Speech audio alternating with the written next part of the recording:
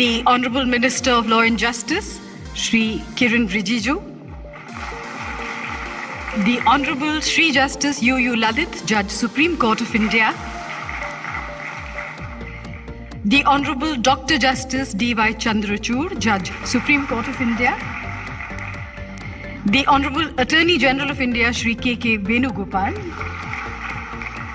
And Shri Vikas Singh, President of the Supreme Court Bar Association. May I request the Honourable Shri Justice U.U. Lalit, Judge, Supreme Court of India, to deliver the welcome address.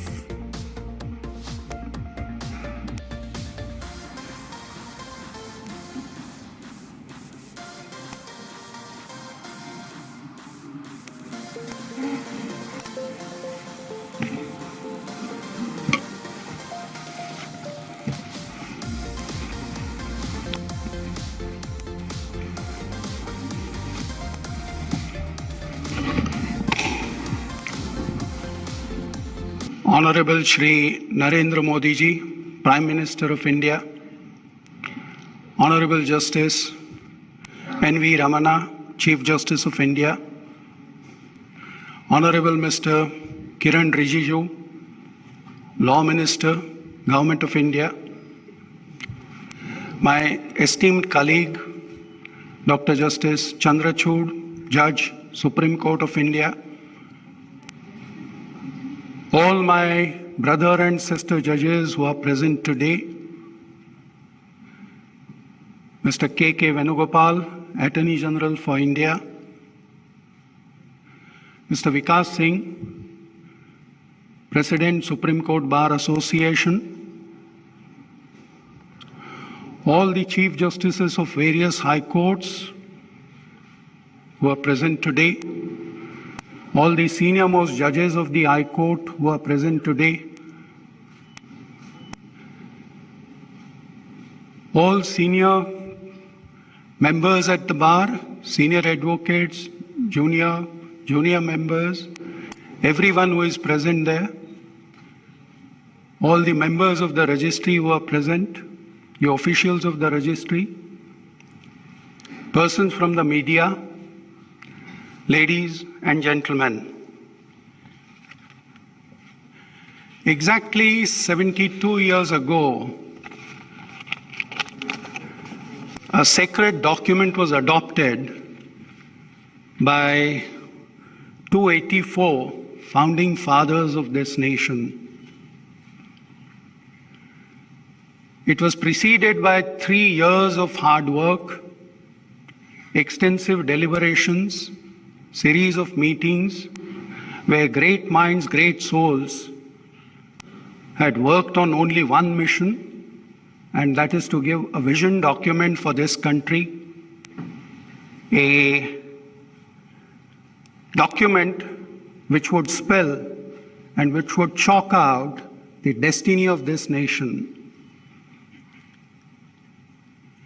26 January, 2 months later, the Constitution came into force. 28th of January, the first sitting of the Supreme Court took place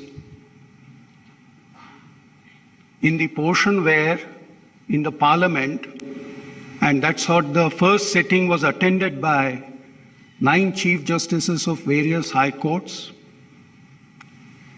The journal section in 1950 SCR reproduces the speech given by the then Chief Justice M.H. Kania.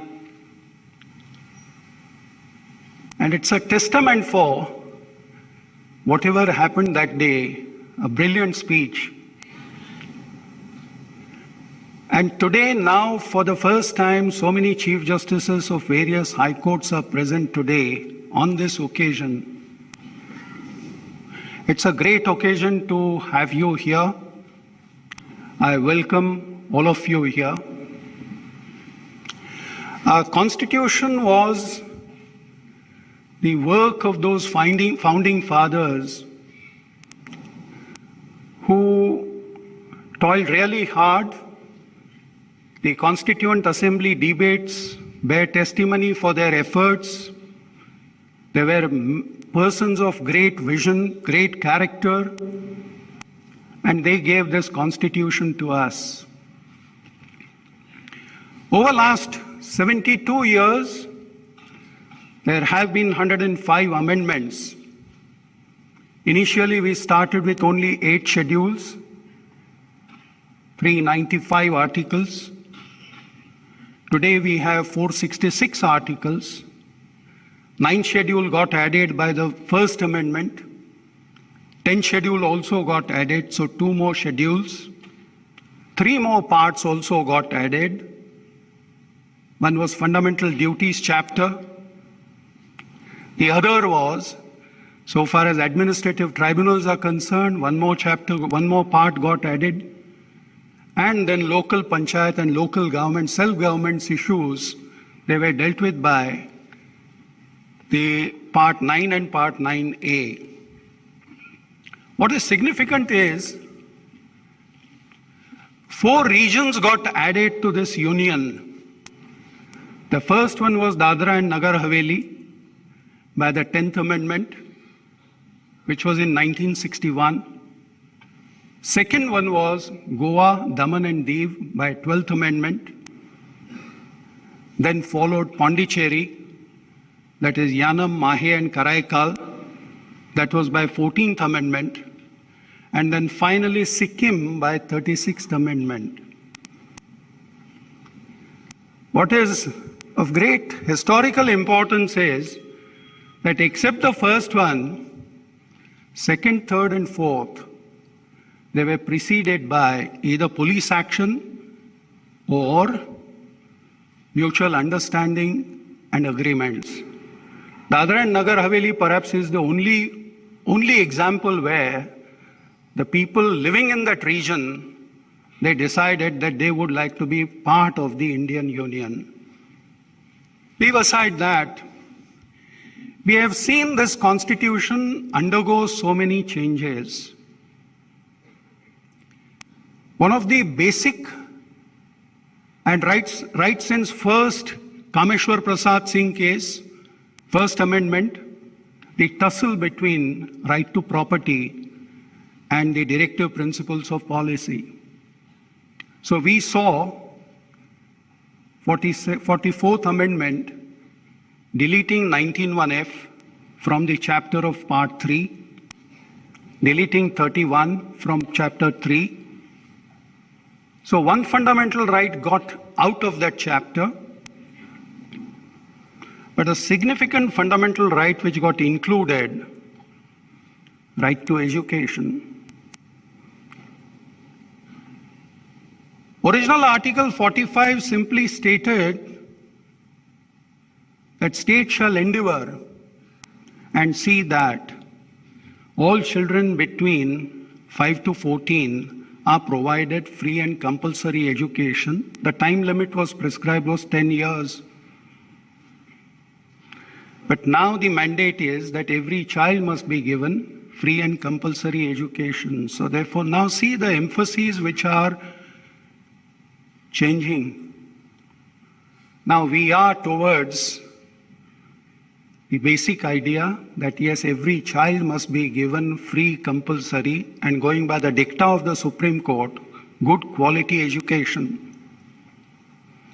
These are the changes that the Constitution has undergone over a period of time, 105 amendments. We have seen turbulent times, we have seen trying times, and this Constitution has given us strength, character, and that feeling of building of the nation. This Constitution is a document of great vision of our founding fathers. But at the time when it was adopted, 2 persons, that's Dr. Ambedkar and Dr. Rajendra Prasad, unequivocally stated that what we have given you is a fantastic document, but it depends upon the persons who will be working this Constitution. And that's what last 72 years have actually taught us. We have been, as nation, as citizens, been very resilient. We have withstood every pressure. Our constitutional functionaries or authorities have worked absolutely in a fantastic manner, barring few aberrations.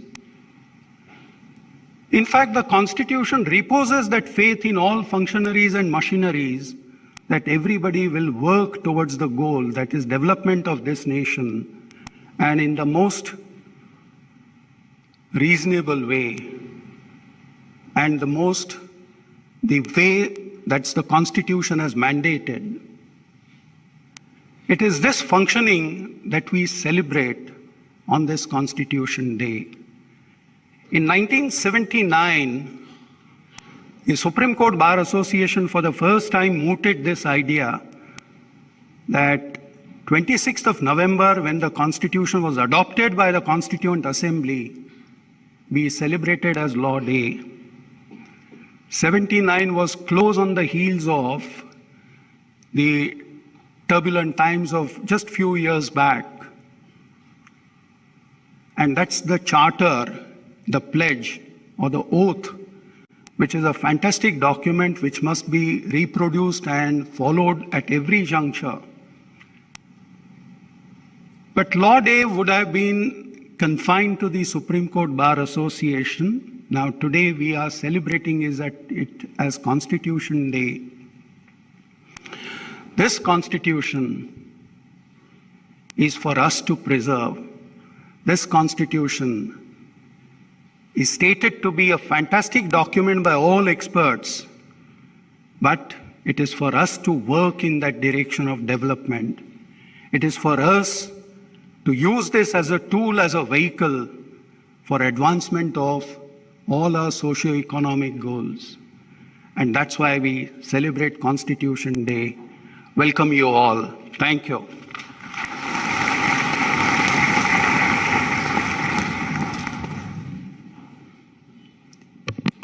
Thank you, sir.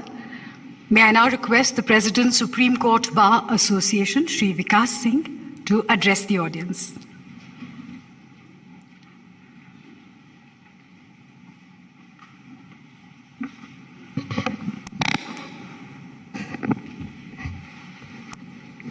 Honorable the Prime Minister of India, Honorable the Chief Justice of India, Honorable Union Minister for Law and Justice, Honorable Justice U.U. Lalit, Honorable Justice D.Y. Chandrachud, the Learned Attorney General for India, the Chief Justices of various High Courts, Judges of various High Courts, other dignitaries, my colleagues and friends. We have gathered today to celebrate Law Day, which celebration was started by the Supreme Court Bar Association in 1979. In 2015, the Honorable Prime Minister of India, Shri Narendra Modi ji, announced to celebrate this day as the Constitution Day on the 125th birth anniversary of Dr. B.R. Ambedkar. Judiciary plays a very important role as an interface between the Constitution of India and the citizens of this country. Accordingly, appointment of most meritorious people to the higher judiciary is the constitutional mandate. When the National Judicial Appointments Commission was conceived, it had two important features. One, relating to ensuring that the most meritorious are appointed to the higher judiciary by framing regulations, prescribing criteria for such appointment, and second, relating to persons who will have the final say in the actual appointment. The NJSC was struck down by the Supreme Court on the latter ground only, regarding who has the right to appoint. In fact, the Constitution bench judgment records in the penultimate paragraph about having a memorandum of procedure to ensure that the best names are considered by collegiums transparently and to provide for a permanent secretariat to assist the collegiums in finalizing names. I am of the very firm opinion that a suitable legislation in the form of a bill to regulate the collegium system can be brought within the said limitation, which will facilitate the appointment of judges to the High Court as well as Supreme Court. The bill should provide a permanent secretariat both at the High Court and the Supreme Court level to assist them in the matter of appointment of judges as members of the collegium, being senior judges in the various courts, do not have enough spare time for this honorable responsibility. The collegium will determine the eligibility for appointment to the higher judiciary, and the secretariat would constantly update the list of persons who qualify as per the said eligibility. The said legislation will ensure that even members of the Supreme Court Bar Association who are so far neglected from consideration and are regularly considered for elevation. The legislation to bring in more transparency can also provide for taking comments of two eminent senior advocates of the particular court before considering any name for appointment. I have already drafted a bill in my individual capacity and given the same to the Honorable Law Minister in my first meeting with him. If the Constitution of India has to remain as an instrument to bring about social change and to ensure that the people of this country get the fruits of what the Constitution enshrines, the laws made need to be constantly updated. Though the present government has taken good steps in this regard, there is still a long way to go in updating our laws in line with the changes in our society. One of the cardinal features of our Constitution was to make the right to approach Supreme Court under Article 32 a fundamental right. However, there is no right of appeal under this very important jurisdiction. Article 145 provides for Supreme Court making rules subject to any law made by Parliament. I feel that a parliamentary law to provide for a right for an intra-court appeal in Supreme Court in matters of determination of rights under 32 will provide an opportunity for correcting any errors that may have crept in the original judgments of the Supreme Court under Article 32. Public interest litigations are being entertained under 32, and many a time some PILs cover issues which have far-reaching consequences, and decisions of the Supreme Court are taken without any adequate consultation with all the stakeholders involved. Many a times judgments under Article 32 transgress into the domain of the executive. Providing for an intra-court appeal will ensure the constitutional guarantee of proper justice and will also help in maintaining the discipline of separation of powers. When the Constitution was adopted on 26th of November 1949, Dr. Rajendra Prasad, the President of the Constituent Assembly, had the following observations. If the people who are elected are capable and men of character and integrity, then they will be able to make the best of even a defective constitution. If they are lacking in these, the constitution cannot help the country.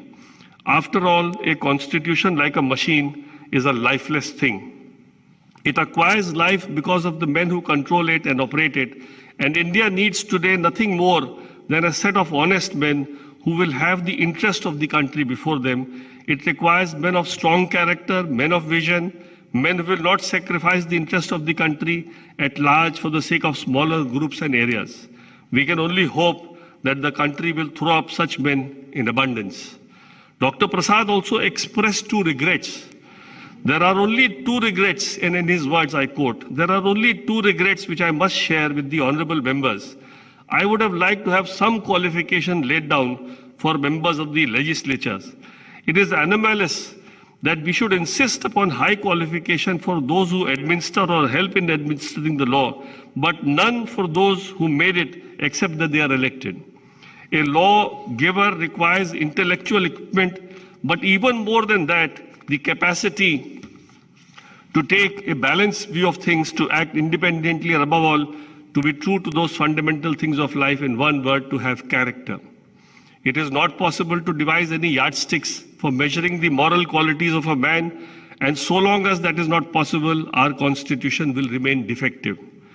The other regret is that we have not been able to draw up our first constitution of a free Bharat in an Indian language.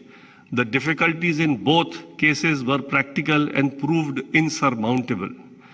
Our experience in the recent past has been that persons with criminal background are getting elected to the parliament, and the percentage of such people, which was 24% in 2004, has progressively increased to 43% in 2019. A situation has come now that persons who are alleged to have broken the law are in fact making the law. I personally feel that firstly, persons charge sheet of heinous crimes should be debarred from contesting elections, and persons convicted should also be debarred for life from contesting an election by making appropriate amendment to the Representation of People's Act 1951. If a person holding a public office cannot be reinstated after conviction, there is no justification for a legislator to be able to as such. I believe that this country is destined to walk amongst the most developed nations of the world, and our response to the COVID pandemic, for which I congratulate the Honorable Prime Minister, has shown that India has the capability to help the entire world in times of crisis. And I am positive that in this new world, India's time to gain superpower status can no longer be denied by the world. I also take this opportunity to announce on this Constitution Day the service of our members of the bar, including the members of my executive committee of the Supreme Court Bar Association, to do pro bono service for the needy on regular basis by having a system for the same in place. Thank you.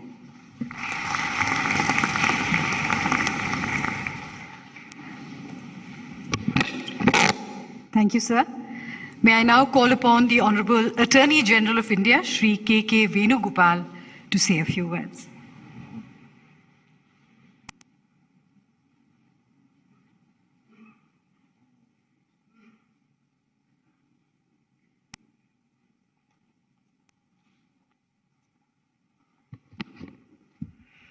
Honorable Prime Minister of India, Shri Narendra Modi ji, Honorable Chief Justice of India, Justice N.V. Ramana, Honorable Minister for Law and Justice, Shri Kiran Rijiju, Honorable Justice U.U. Lalit, Judge Supreme Court of India, Honorable Justice D.Y.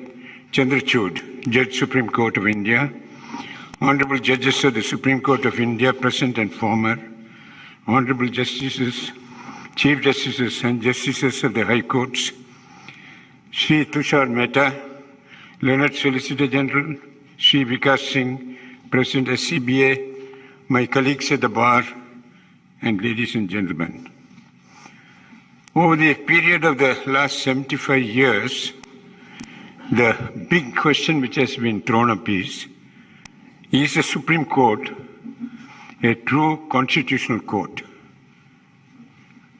We find today that the Supreme Court has expanded its coverage of cases to include every single case decided by the high courts, as long as they find that there is an error in the judgment, the law has not been stated correctly, and what is worse, that there are serious errors of fact. Now, this should mean that so far as the Supreme Court is concerned, it can't truly claim to be a constitutional court. You have to remember that so far as the Western apex courts are concerned, they have managed their work in a manner where they are able to dispose of the cases within a period of 2 years. But what is the real situation so far as India is concerned?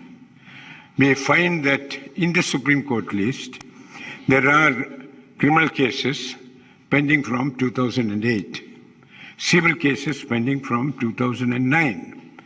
And if it is pending here from the Supreme Court for 12 years, then one should take into account that the cases have come from the trial courts and the high courts, where they have been pending for 10 years in the trial courts and about 8 to 10 years in the Supreme Court as well. This would mean that when finally justice is done to whichever is the party, a total period of 30 years has elapsed. And I would believe that you need a very, very bold person to file a case today in the trial court, because he would not know as to when the case would be finally reach a conclusion. And if it's a person of 50 or 60 years old, whether he would be there to see the fruits of whatever litigation he has started. And therefore, I think the time has come for rethinking the position so far as the Supreme Court of India is concerned. From 2010, there has been a proposal that the Supreme Court cannot take on the burden of all the cases which it is doing today. Of course, with very good intentions. There are matrimonial cases, there are rent control cases, land acquisition cases, and it goes on and on and on. And these cases have nothing to do with the Constitution or the interpretation of the Constitution. Now, in this background, according to me, it is time that we sat back and thought of whether there is a solution. And the solution which has been suggested about in 2010 onwards is that there should be what is known as courts of appeal. Now, most of the Western countries, and I'm saying not because they are Western, but they are common law countries, and we are a common law country as well, most of them, so far as they are concerned, they have an intermediate court of appeal between the high courts and the apex court of the country. And that is a court of appeal which absorbs all these cases of a nature which is other than constitutional cases, which the Supreme Court has been doing today, but which should be taken over by the courts of appeal. The judgments of the courts of appeal would be final. There would be no appeal from that. And I would envisage at least about 4 regions, the north, the south, the west, and the east, each having a court of appeal with 15 judges, consisting of 3 benches of 3 judges each. That means we are adding 60 judges who would be taking over these cases so that the pendency would be cut down, I think, to a very great extent. It would be reduced so that you would be able to get the cases disposed of within a period of 3 or 4 years. And this would mean that so far as the Supreme Court is concerned, it does not require the 34 judges which it's having now. Once it is relieved of all these burden of rent control, matrimonial, and so on, the result of it is that 15 judges sitting in 3 constitution benches of 5 each would be sufficient to dispose of cases of a constitutional nature, something where death sentence is involved, or the constitutional requirement of references and so on. Now, if they are therefore able to do this, the judges will have a long leisure. They'll be able to sit back. They'll be able to hear patiently. They'll be able to write excellent judgments. They are writing very good judgments now, but they could improve on that.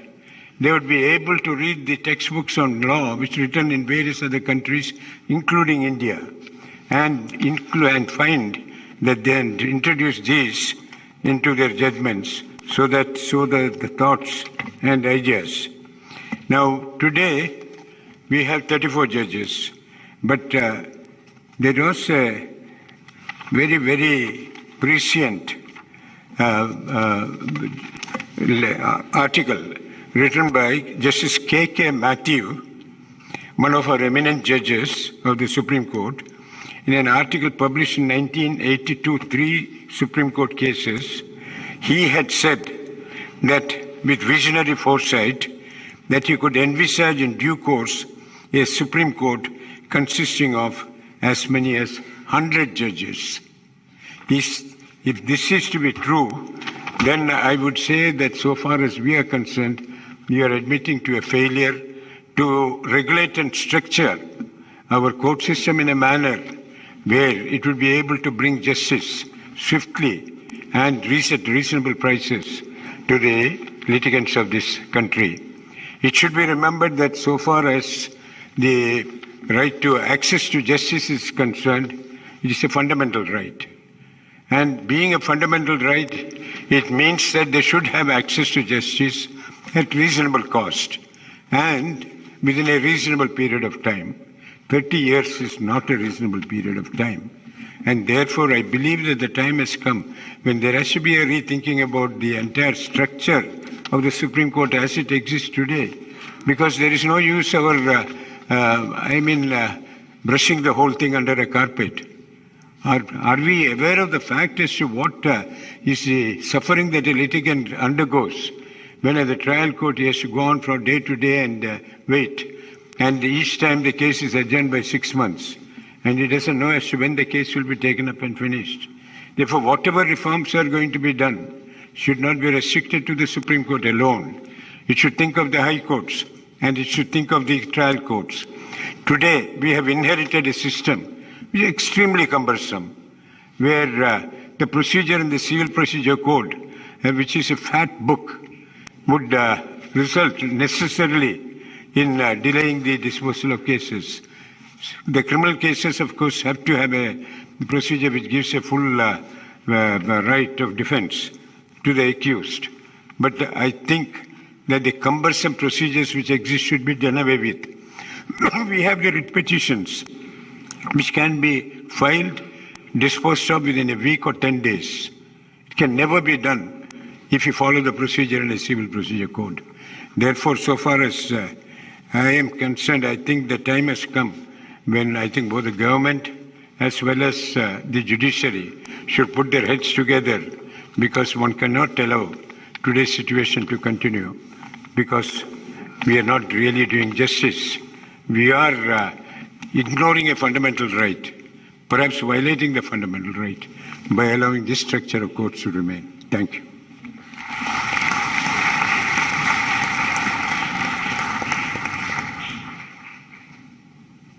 Thank you, sir.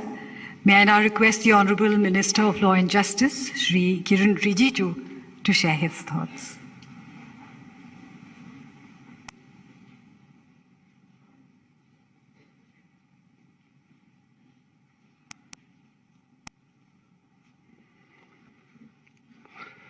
Honorable Prime Minister of India, Shri Narendra Modi ji, Honorable Shri Justice N.V. Ramanna, Chief Justice of India, Honorable Justice U.U. Lalit, Judge Supreme Court, Honorable Shri Justice D.Y. Chandrachud, Judge Supreme Court of India, Shri K.K. Venugopal, Honorable Attorney General of India, Honorable Judges of the Supreme Court, Honorable Chief Justices and the Judges of the High Courts, Shri Vikas Singh, President Supreme Court Bar Association, senior officers of the Government of India, learned law officers, friends from media, ladies and gentlemen. I am deeply honored to be part of the celebration of the Constitution Day today to commemorate the adoption of the Constitution of India by the Constituent Assembly in 1949. The observation of the Constitution Day started in 2015, based on the vision of the Honorable Prime Minister Shri Narendra Modi ji to give due recognition to the significance of this historic day. As we all know, the Constitution of India is a living document and has stood the test of time. This sacred and sacrosanct document, delivered under the able guidance of Dr. B.R. Ambedkar, and often described as the world's finest constitution, reflects the dreams and aspirations and values of the people of India, and testifies the fact that the people are the ultimate source of all the authority. That is, the sovereignty lies with the people of India.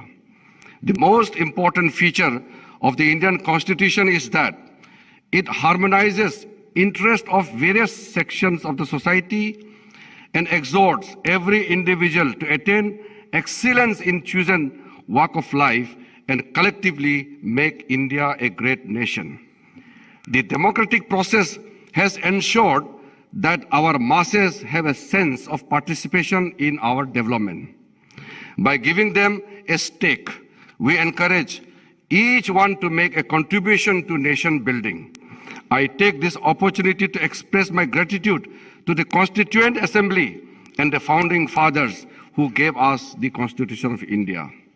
I take this opportunity to inform this August House that to commemorate the Constitution Day, Ministry of Law and Justice has launched yesterday online course on the Indian Constitution.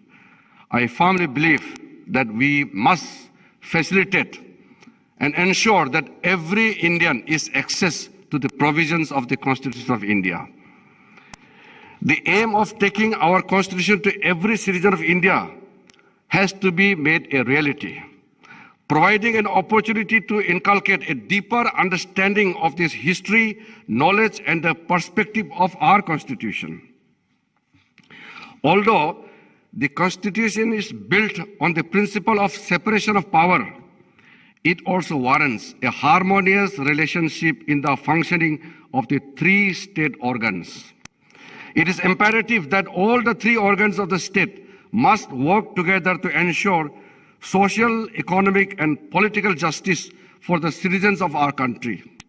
The Constitution, among many other things, also highlights several important duties of each citizen. Ladies and gentlemen, I'm very proud that today, while addressing the members of Parliament in the Central Hall of the Parliament, Honorable Prime Minister has emphasized about giving primacy to fundamental duties. We all know fundamental rights are universal. It cannot be compromised with, but it is time we give due importance to fundamental duties. The outbreak of COVID-19 has hit very hard to our justice delivery mechanism. On this very auspicious occasion, let me make on record that we deeply appreciate the contributions made by all the honorable judges of our country.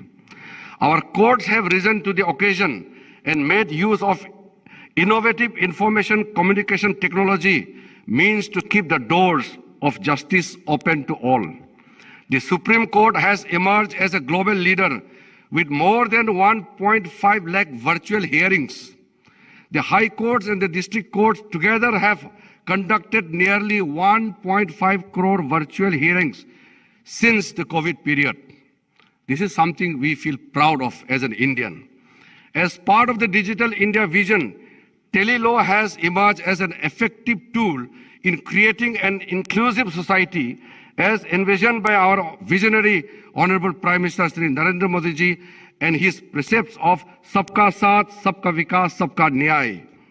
Integrating smart technology through tele and video conferencing, Telelaw has mainstreamed legal aid to the marginalized by connecting them with the dedicated pool of panel lawyers, either free of cost or at a nominal fees. A vast cadre of frontline paralegal volunteers and village-level entrepreneurs belonging to the local CSC neighborhood assist in awareness generation and online registration of beneficiaries needing the advice. I would like to applaud the efforts of NALSA for their special pan-India drive on citizen-centric programs to promote access to affordable justice for all, organized during the celebration of Azadi Ka Amrit Mahotsav. In the end, I am reminded of the famous quote from Dr. B.R. Ambedkar, that the Constitution is not a mere lawyer's document. It is a vehicle of life, and its spirit is always the spirit of age. Thank you very much. Jai Hind.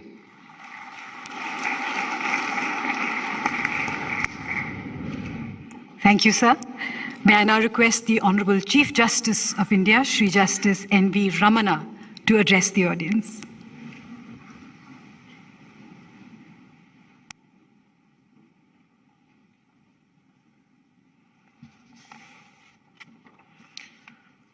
Honorable Prime Minister of India, Sri Narendra Modi ji, Honorable Union Minister for Law and Justice, Sri Kiran Rijiju ji, my dear brothers, Justice U.U. Lalit and Justice D.Y. Chandrachud, brother and sister judges of the Supreme Court, Sri K.K. Venugopal, Attorney General of India, Chief Justice and judges of different high courts, Sri S.P. Singh Baghela, Minister for State of Law and Justice, Mr. Vikas Singh, President of the Supreme Court Bar Association, Sri Manan Kumar Mishra, Chairman Bar Council of India, Sri Tushar Mehta, Solicitor General of India, law officers, senior advocates, office bearers and members of the Bar Council of India, Supreme Court Bar Association, Supreme Court Advocates on Records Association, media friends, other distinguished guests, ladies and gentlemen, Namaskar. We, the people of India, gifted ourselves the Constitution 72 years ago to run our republic and as a liberal constitutional democracy. After intense and illuminating debates spread over nearly 3 years, the Constituent Assembly adopted the Constitution on this day in the year 1949. This is an occasion to recall the sacrifices made by countless patriots in the Indian freedom struggle. I feel privileged and honored to stand here and pay tribute to the freedom fighters who liberated us from colonial bondage. The struggle for freedom was aimed at emancipation, not merely political, but social and economic as well. I bow to the memory of the members of the Constituent Assembly who selflessly work day and night to present to the world one of the most modern, progressive, and scientific document of the 20th century. I am proud that most of those who contributed to the framing of our Constitution belong to the legal fraternity. They were also in the forefront of the freedom struggle. Today, I am reminded the words of spoken by Baba Saheb Dr. B.R. Ambedkar on the 25th November 1949 in the Constituent Assembly while moving the motion for adoption of the draft Constitution. I quote, "However good a Constitution may be, it is sure to turn out bad because those who are called to work it happens to be a bad lot. However bad a Constitution may be, it may turn out to be good if those who are called to work it happen to be a good lot." Unquote. At a macro level, our experience so far assures us that the Constitution and the institutions have been in the safe hands. It is one of the strengths of the Constitution alone that we have reached great heights in various fields. That we have reached, the nation has made great strides in diverse fields such as space technology, information technology, pharma, and energy.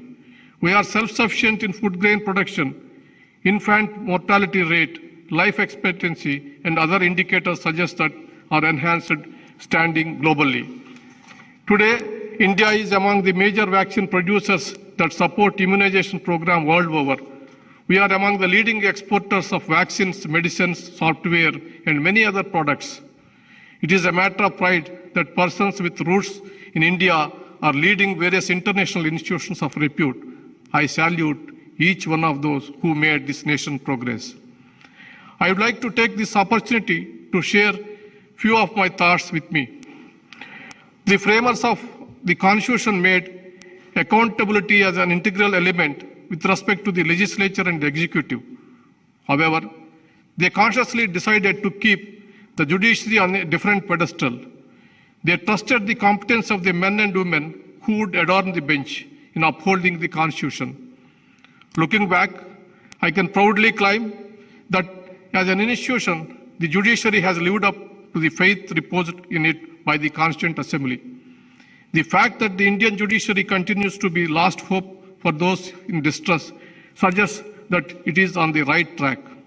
For this, I give full credit to my colleagues on the bench, present and past, and the members of the bar and the registry. The commitment made in the preamble of the Constitution to secure social, economic, and political justice to all the citizens impose a sacred duty upon the state as a whole. The general perception is that securing justice is the responsibility of the judiciary alone. This is not correct. To the contrary, it is all the three organs of the state which are responsible for upholding this commitment to secure justice. All the three organs are repositories of the constitutional trust, while the judiciary is the guardian of the Constitution. Its role and scope of action is ultimately limited by the very narrow of the judicial process. The executive and the legislature must work in conjunction with the judiciary to ensure complete justice as envisaged under the Constitution. Any deviation by the legislature or the executive from the path prescribed by the Constitution will only lead to additional burden to the judiciary. The Lakshman Rekha drawn by the Constitution is a sacrosanct, but there are times when courts are compelled to pay attention to unresolved grievances in the interest of justice. The intention behind such limited judicial intervention is to nudge the executive and not usurp its role. The constitutional obligation and duty of the judiciary is intervene needs to be appreciated in this context. Attempts to project such interventions and constructive observations as the targeting of one institution by another are totally misplaced. If encouraged, such attempts will prove to be detrimental to the health of democracy. Misgivings about the constitutional scheme are mainly due to lack of constitutional literacy among even the well-informed sections of the society. Despite it being the document that decides their destiny, the vast majority of our population is oblivious of its relevance and importance. There is an urgent need to launch a massive drive to raise awareness about the constitutional rights and the duties of the citizens, as well as the roles of the other coordinate branches of the state. I am glad to learn that the Government of India launched a video series yesterday aimed at educating children about the Constitution. To take it to the larger population, more such material need to be made available to the Indian languages. A healthy democracy is known by its dynamic institutions. Every dynamic public institution needs to constantly evolve and innovate in order to keep pace with the changing times. The Indian judiciary is no exception to this. The Supreme Court of India must be on its toes and its innovative best to meet the challenges. A comparison is often sought to be drawn between the judiciary of 1950s and the present-day judiciary. It is unfair to do so. Since the Constitution came into effect, it has undergone changes 105 times through amendments. This dynamic document can evolve in tune with the times. It is only logical that the judiciary moved beyond the restrictive constitutional philosophy of its formative days. What we are witnessing now is a totally transformed judiciary.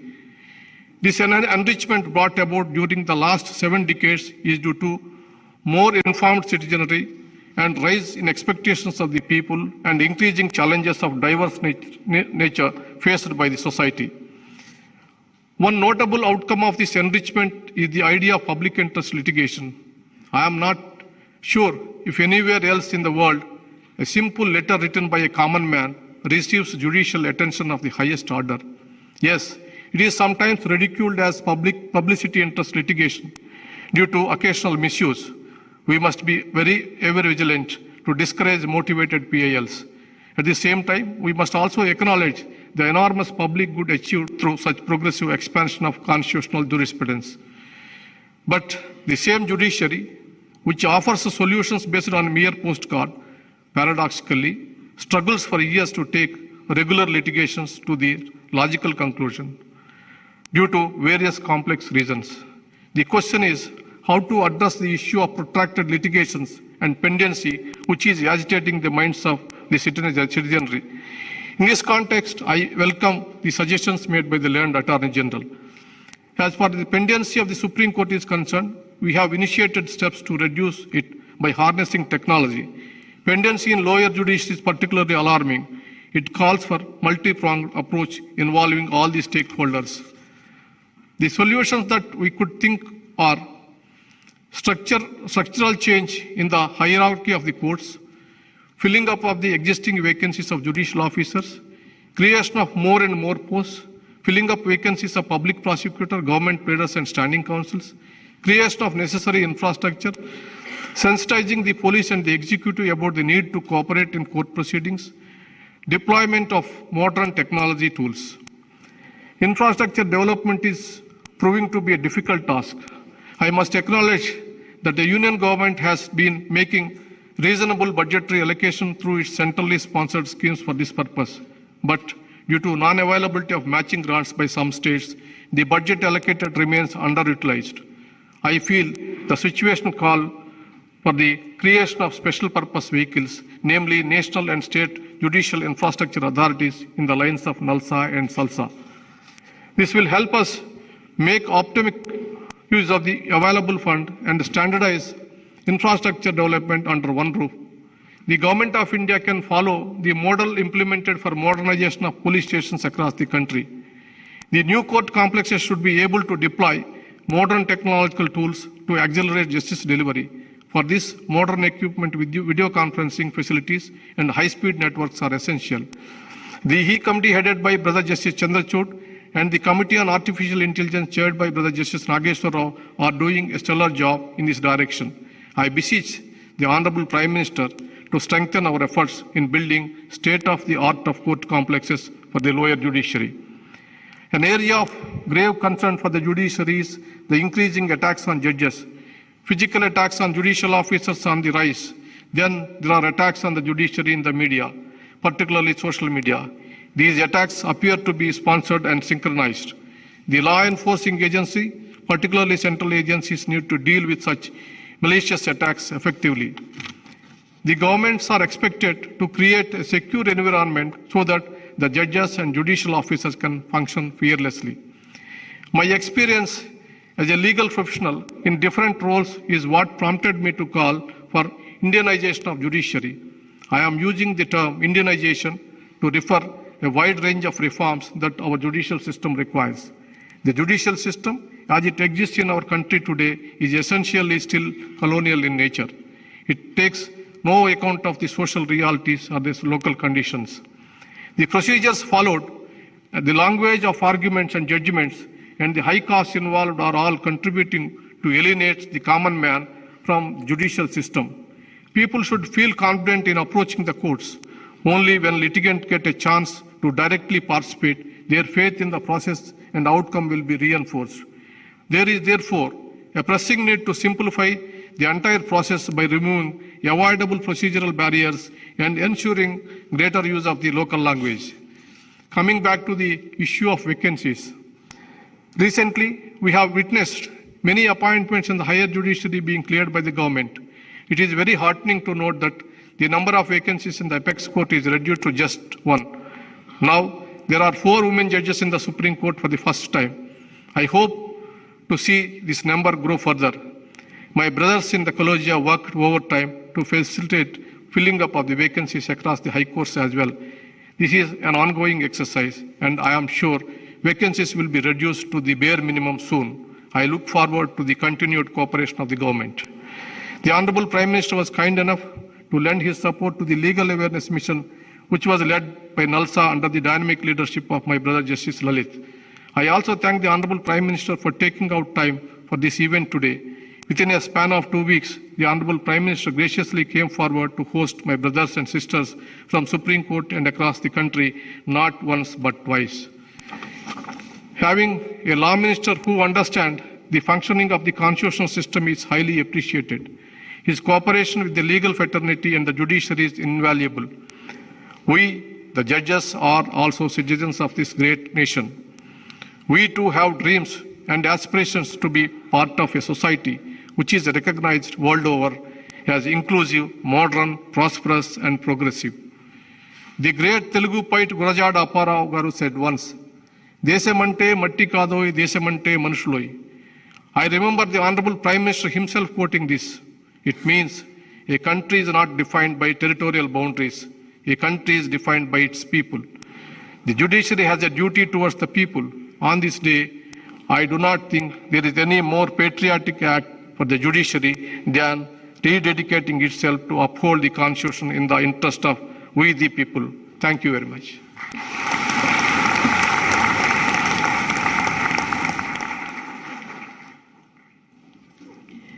Thank you, sir. May I now request the Honorable Prime Minister of India, Shri Narendra Modi ji, to deliver the inaugural address.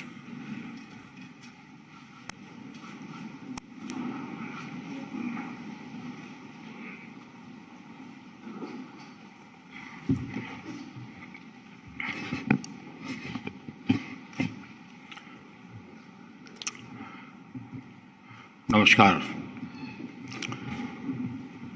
Chief Justice Sri N.B. Ramanna ji, Justice U.U. Lalit ji,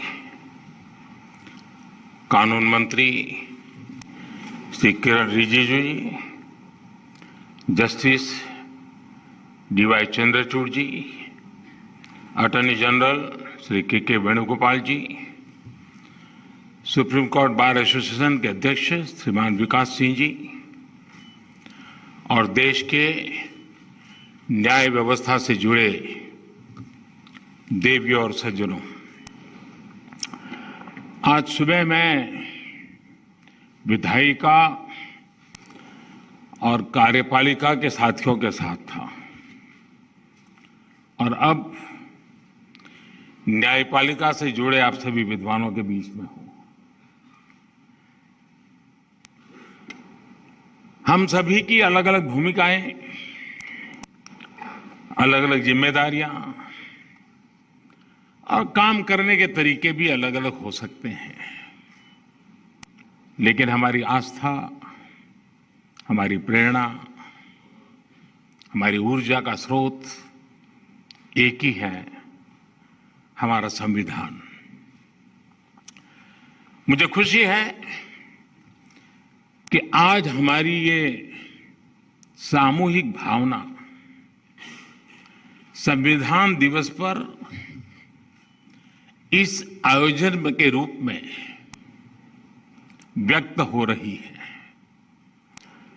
हमारे संवैधानिक संकल्पों को मजबूत कर रही है। इस कार्य से जुड़े सभी लोग अभिनंदन के अधिकारी हैं। माननीय, आजादी के लिए जीने मरने वाले लोगों ने जो सपने देखे थे, उन सपनों के प्रकाश में और हजारों साल की भारत की महान परंपरा को संजोए हुए हमारे संविधान निर्माताओं ने हमें संविधान दिया। सैकड़ों वर्षों की गुलामी ने भारत को अनेक मुसीबतों में झोंक दिया था। किसी युग में सोने की चिड़िया कहा जाने वाला भारत गरीबी, भूखमरी, बीमारी से जूझ रहा था। इस पृष्ठभूमि में देश को आगे बढ़ाने में संविधान हमेशा हमारी मदद करता रहा है।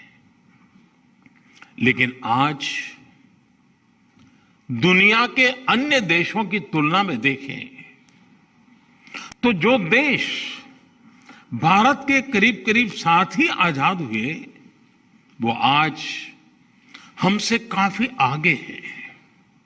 यानी अभी बहुत कुछ किया जाना बाकी है। हमें मिलकर लक्ष्य तक पहुंचना है। हम सभी जानते हैं हमारे संविधान में इंक्लूजन पर कितना जोर दिया गया है, लेकिन यह भी सच्चाई रही है कि आजादी के इतने दशकों के बाद भी बड़ी संख्या में देश के लोग एक्सक्लूजन को भोगने के लिए मजबूर रहे हैं। वो करोड़ों लोग जिनके घरों में शौचालय तक नहीं था, वो करोड़ों लोग जो बिजली के अभाव में अंधेरे में अपनी जिंदगी बिता रहे थे, वो करोड़ों लोग जीवन का सबसे बड़ा संघर्ष घर के लिए थोड़ा सा पानी जुटाना था। उनकी तकलीफ, उनका दर्द समझकर उनका जीवन आसान बनाने के लिए खुद को खपा देना मैं संविधान का असली सम्मान मानता हूं। और इसलिए आज मुझे संतोष है कि देश में संविधान की इस मूल भावना के अनुरूप एक्सक्लूजन को इंक्लूजन में बदलने का भगीरथ अभियान तेजी से चल रहा है। और इसका जो सबसे बड़ा लाभ क्या हुआ है, ये भी हमें समझना होगा। जिन 2 करोड़ से अधिक गरीबों को आज अपना पक्का घर मिला है, जिन 8 करोड़ से अधिक गरीब परिवारों को उज्ज्वला योजना के तहत मुफ्त गैस कनेक्शन मिला है, जिन 50 करोड़ से अधिक गरीबों को बड़े से बड़े अस्पताल में 5 लाख रुपए तक का मुफ्त इलाज सुनिश्चित हुआ है, जिन करोड़ों गरीबों की पहली बार बीमा और पेंशन जैसी बुनियादी सुविधाएं मिली है, उन गरीबों के जीवन की बहुत बड़ी चिंता कम हुई है। ये योजनाएं उनके लिए बड़ा संबल बनी है। इसी कोरोना काल में पिछले कई महीनों से 80 करोड़ से अधिक लोगों को मुफ्त अनाज सुनिश्चित किया जा रहा है। प्रधानमंत्री गरीब कल्याण अन्न योजना पर सरकार 2,60,000 करोड़ रुपए से अधिक खर्च करके गरीबों को मुफ्त अनाज दे रही है। अभी कल ही हमने इस योजना को अगले मार्च महीने तक के लिए बढ़ा दिया है। हमारे जो डायरेक्टिव प्रिंसिपल्स हैं वो कहते हैं citizens, man and women equally have the right to an adequate means of livelihood. वो इसी भावना का ही तो प्रतिबिंब है। आप सभी ये मानेंगे कि जब देश का सामान्य मानवी, देश का गरीब विकास की मुख्य धारा से जुड़ता है, जब उसे इक्वलिटी और इक्वल अपॉर्चुनिटी मिलती है, तो उसकी दुनिया पूरी तरह बदल जाती है। जब रेहड़ी, ठेले, पटरी वाले भी बैंक क्रेडिट की व्यवस्था से जुड़ता है, तो उसको राष्ट्र निर्माण में भागीदारी का एहसास होता है। जब दिव्यांगों को उनको ध्यान में रखते हुए पब्लिक प्लेसेस, पब्लिक ट्रांसपोर्ट और दूसरी सुविधाओं का निर्माण होता है, जब उन्हें आजादी के 70 साल बाद पहली बार कॉमन साइन लैंग्वेज मिलती है, तो उनमें आत्मविश्वास जगता है। जब ट्रांसजेंडर को कानूनी संरक्षण मिलता है, ट्रांसजेंडर को पद्म पुरस्कार मिलते हैं, तो उनकी भी समाज पर, संविधान पर आस्था और मजबूत होती है। जब 3 तलाक जैसी कुरीति के विरुद्ध कड़ा कानून बनता है, तो उन बहन बेटियों का संविधान पर भरोसा और सशक्त होता है, जो हर तरह से नाउम्मीद हो चुकी थी। महानुभाव, सबका साथ, सबका विकास, सबका विश्वास, सबका प्रयास, ये संविधान की भावना का सबसे सशक्त प्रकटीकरण है। संविधान के लिए समर्पित सरकार विकास में भेद नहीं करती, और ये हमने करके दिखाया है। आज गरीब से गरीब को भी क्वालिटी इंफ्रास्ट्रक्चर तक वही एक्सेस मिल रहा है जो कभी साधन संपन्न लोगों तक सीमित था। आज लद्दाख, अंडमान और निकोबार, नॉर्थ ईस्ट के विकास, इन सभी क्षेत्रों पर देश का उतना ही फोकस है जितना दिल्ली और मुंबई जैसे मेट्रो शहरों पर है। लेकिन इन सब के बीच मैं एक और बात की तरफ आपका ध्यान दिलाऊंगा। आपने भी जरूर अनुभव किया होगा कि जब सरकार किसी एक वर्ग के लिए, किसी एक छोटे से टुकड़े के लिए कुछ करती है, तो बड़ी उदारवादी कहलाती है। उसकी बड़ी प्रशंसा होती है कि उनके लिए कुछ किया।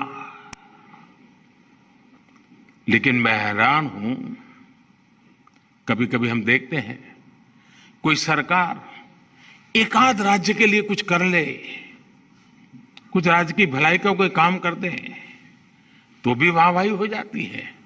लेकिन जब सरकार सबके लिए करती है, हर नागरिक के लिए करती हैं, हर राज्य के लिए करती हैं, तो उसे उतना महत्व नहीं दिया जाता जिसका कभी कभी तो उसका जिक्र तक नहीं होता है।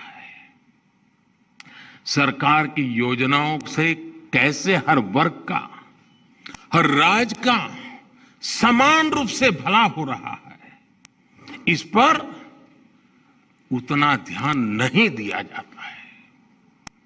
पिछले 7 वर्षों में हमने बिना भेदभाव के, बिना पक्षपात के विकास के हर व्यक्ति, हर वर्ग और देश के हर कोने तक पहुंचाने का प्रयास किया है। इस साल 15 अगस्त को मैंने गरीब कल्याण से जुड़ी योजनाओं के सैचुरेशन की बात कही और इसके लिए हम मिशन मोड पर जुटे भी हैं। सर्वजन हिताय, सर्वजन सुखाय, इस मंत्र को लेकर के कार्य करने का हमारा प्रयास है। आज इससे देश की तस्वीर कैसे बदली है, ये हमें हाल के national family health survey report में भी दिखाई देता है। इस रिपोर्ट के बहुत से तथ्य इस बात को सिद्ध करते हैं कि जब नेक नियत के साथ काम किया जाए, सही दिशा में आगे बढ़ा जाए और सारी शक्ति जुटाकर लक्ष्य को प्राप्त करने का प्रयास किया जाए तो सुखद परिणाम अवश्य आते हैं। जेंडर इक्वालिटी की बात करें तो पुरुषों की तुलना में बेटियों की संख्या बढ़ रही है। गर्भवती महिलाओं को अस्पताल में डिलीवरी की ज्यादा अवसर उपलब्ध हो रहे हैं। इस वजह से माता मृत्यु दर, शिशु मृत्यु दर पर कम हो रही है। और भी बहुत सारे इंडिकेटर ऐसे हैं जिस पर हम एक देश के रूप में बहुत अच्छा कर रहे हैं। इन सभी इंडिकेटर्स में हर परसेंटेज पॉइंट की बढ़ोतरी सिर्फ एक आंकड़ा भर नहीं है, ये करोड़ों भारतीयों को मिल रहे उनके हक का प्रमाण है। ये बहुत आवश्यक है कि जन कल्याण से जुड़ी योजनाओं का पूरा लाभ लोगों को मिले, इंफ्रास्ट्रक्चर से जुड़ी परियोजनाओं समय पर पूरी हो। किसी भी कारण से हुई अनावश्यक देरी नागरिक को उसके हक से वंचित रखती है। मैं गुजरात का रहने वाला हूं तो मैं सरदार सरोवर डैम का उदाहरण देना चाहता हूं। सरदार वल्लभ भाई पटेल ने मां नर्मदा पर इस तरह के डैम का सपना देखा था। पंडित नेहरू ने इसका शिलान्यास किया था, लेकिन ये परियोजना दशकों तक अपप्रचार में फंसी रही, पर्यावरण के नाम पर चले आंदोलन में फंसी रही, न्यायालय तक इसमें निर्णय लेने में हिचकिचाते रहे। वर्ल्ड बैंक ने भी इसके लिए पैसे देने से मना कर दिया था, लेकिन उसी नर्मदा के पानी से कच्छ में जो विकास हुआ, विकास का कार्य हुआ, आज हिंदुस्तान के तेज गति से आगे बढ़ रहे डिस्ट्रिक्ट में कच्छ जिला है। कच्छ को इस एक प्रकार के रेगिस्तान जैसा इलाका, तेज गति से विकसित होने वाले क्षेत्रों में उसकी जगह बन गई है। कभी रेगिस्तान के रूप में जाने जाने वाला कच्छ, पलायन के लिए पहचान जाने वाला कच्छ, आज एग्रो एक्सपोर्ट की वजह से अपनी पहचान बना रहा है। इससे बड़ा ग्रीन अवार्ड और क्या हो सकता है? माननीय भारत के लिए और विश्व के अनेक देशों के लिए, हमारी अनेक पीढ़ियों के लिए उपनिवेशवाद, कॉलोनियलिज्म, उपनिवेशवाद की बेड़ियों में जकड़े हुए जीना एक मजबूरी थी। भारत की आजादी के समय से पूरे विश्व में एक पोस्ट कॉलोनियल कालखंड की शुरुआत हुई, अनेकों देश आजाद हुए। आज पूरे विश्व में कोई भी ऐसा देश नहीं है जो प्रकट रूप से किसी अन्य देश के उपनिवेश के रूप में एग्जिस्ट करता है, लेकिन इसका मतलब यह नहीं है कि उपनिवेशवादी मानसिकता, कॉलोनियल माइंडसेट समाप्त हो गया है। हम देख रहे हैं कि यह मानसिकता अनेक विकृतियों को जन्म दे रही है। इसका सबसे स्पष्ट उदाहरण हमें विकासशील देशों की विकास यात्राओं में आ रही बाधाओं में दिखाई देता है। जिन साधनों से, जिन मार्गों पर चलते हुए विकसित विश्व आज के मुकाम पर पहुंचा है, आज वही साधन, वही मार्ग विकासशील देशों के लिए बंद करने के लिए प्रयास किए जाते हैं। पिछले दशकों में इसके लिए अलग अलग प्रकार की शब्दावली का जाल रचाया जाता है, लेकिन उद्देश्य एक ही रहा है, विकासशील देशों की प्रगति को रोकना। आजकल हम देखते हैं कि पर्यावरण के विषय को भी इसी काम के लिए हाईजैक करने का प्रयास हो रहा है। कुछ सप्ताह पहले हमने COP26 समिट में इसका जीवंत उदाहरण देखा है। अगर एब्सोल्यूट क्यूमुलेटिव एमिशंस की बात करें तो विकसित देशों ने मिलकर 1850 से अब तक, 1815 से अब तक भारत से 15 गुना अधिक उत्सर्जन किया है। अगर हम पर कैपिटा बेसिस की बात करें तो भी विकसित देशों ने भारत के मुकाबले 15 गुना अधिक उत्सर्जन किया है। अमेरिका और यूरोपीय संघ ने मिलकर भारत की तुलना में 11 गुना अधिक एब्सोल्यूट क्यूमुलेटिव एमिशन किया है। इसमें भी पर कैपिटा बेसिस को आधार बनाए तो अमेरिका और यूरोपीय संघ ने भारत की तुलना में 20 गुना अधिक उत्सर्जन किया है। फिर भी आज,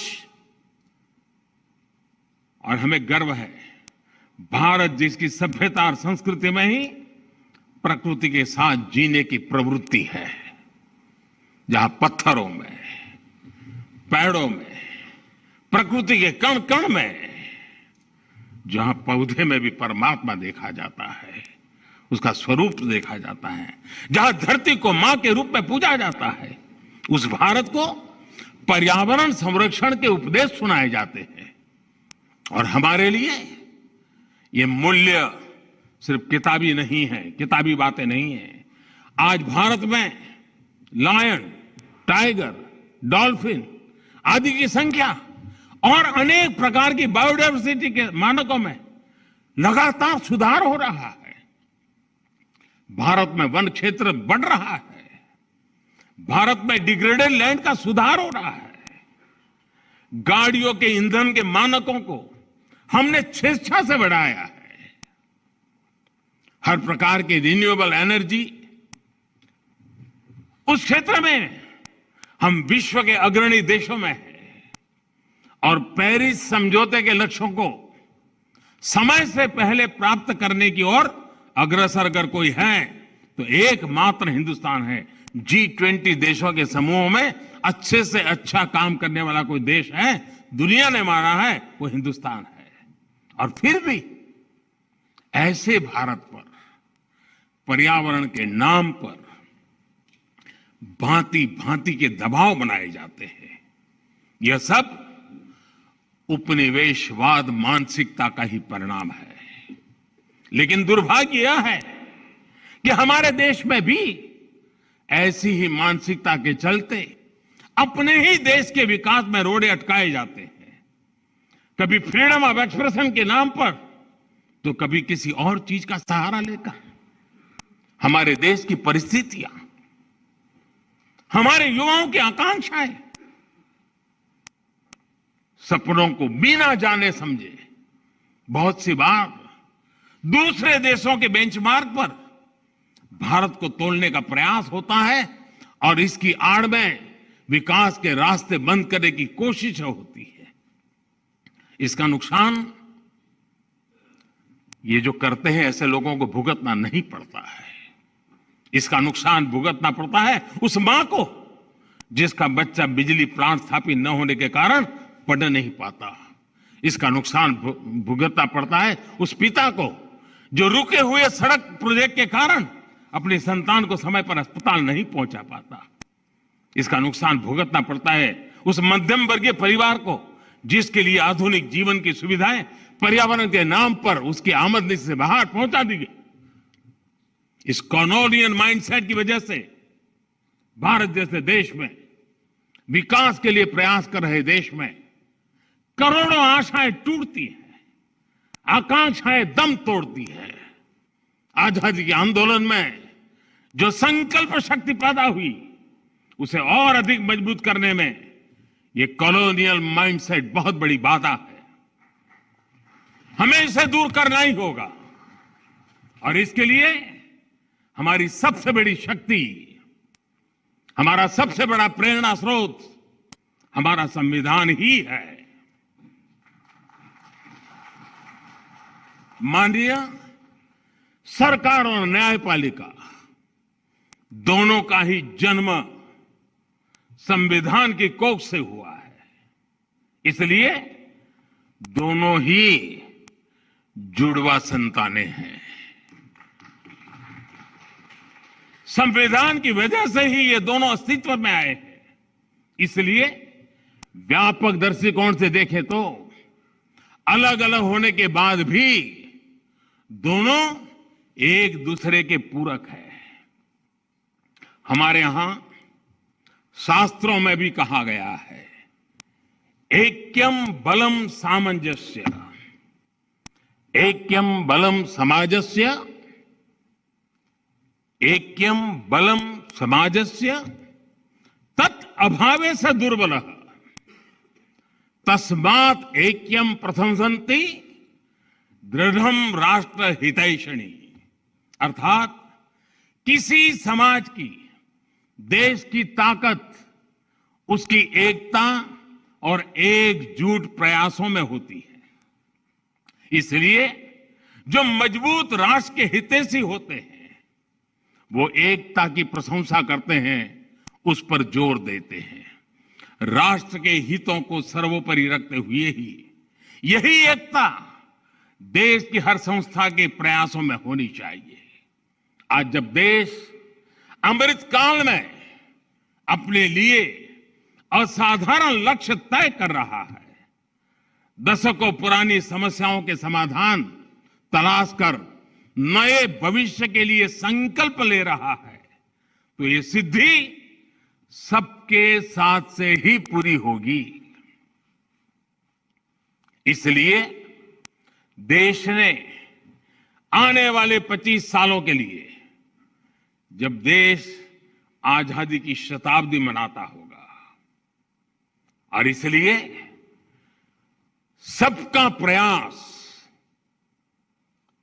इसका देश ने आह्वान किया है।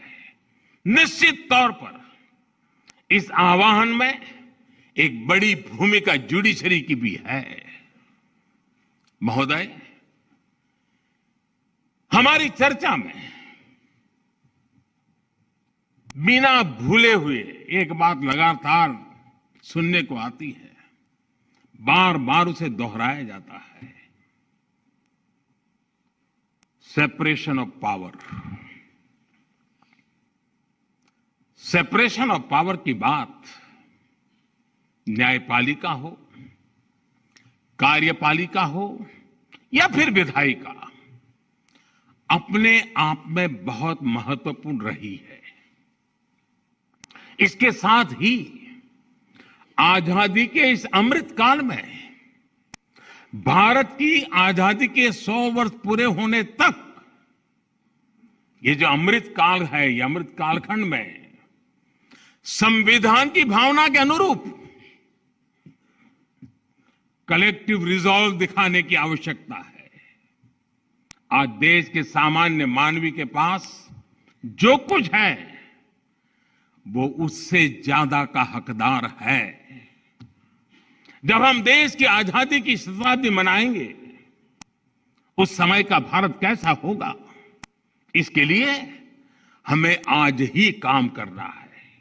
इसलिए देश की उसकी आकांक्षाओं को पूरा करने के लिए कलेक्टिव रिस्पॉन्सिबिलिटी के साथ चलना बहुत जरूरी है। सेपरेशन ऑफ पावर के मजबूत अधिष्ठान पर हमें कलेक्टिव रिस्पॉन्सिबिलिटी का मार्ग निर्धारित करना है, रोड मैप बनाना है, लक्ष्य तय करने हैं और मंजिल तक देश को पहुंचाना है। माननीय, कोरोना काल ने जस्टिस डिलीवरी में टेक्नोलॉजी के इस्तेमाल को लेकर नया भरोसा पैदा किया है। डिजिटल इंडिया के मेगा मिशन में न्यायपालिका की सहभागिता है।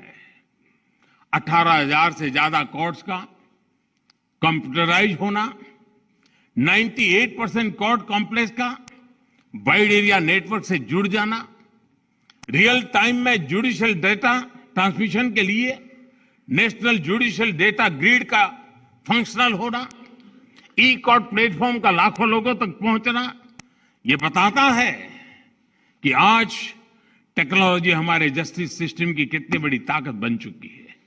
और आने वाले समय में हम एक एडवांस जुडिशरी को काम करते हुए देखेंगे। समय परिवर्तनीय है, दुनिया बदलती रहती है, लेकिन ये बदलाव मानवता के लिए इवोल्यूशन का जरिया बने हैं। ऐसा इसलिए क्योंकि मानवता ने इन बदलावों को स्वीकार किया और साथ ही मानवीय मूल्यों को शाश्वत बनाए रखा।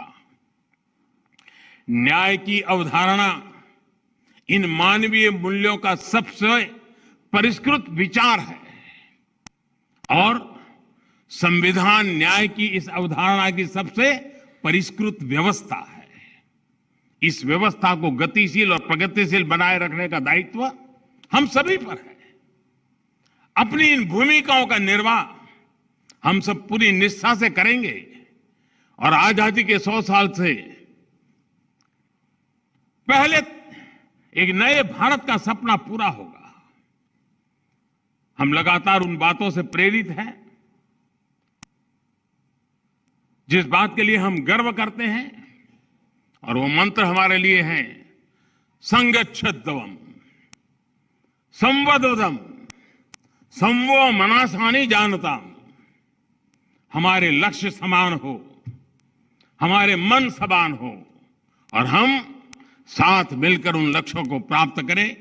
इसी भावना के साथ मैं आज संविधान दिवस के इस पवित्र माहौल में आप सबको, देशवासियों को भी अनेक अनेक शुभकामनाएं देते हुए मेरी बात को समाप्त करता हूं। फिर एक बार आप सबको बहुत बहुत बधाई, धन्यवाद।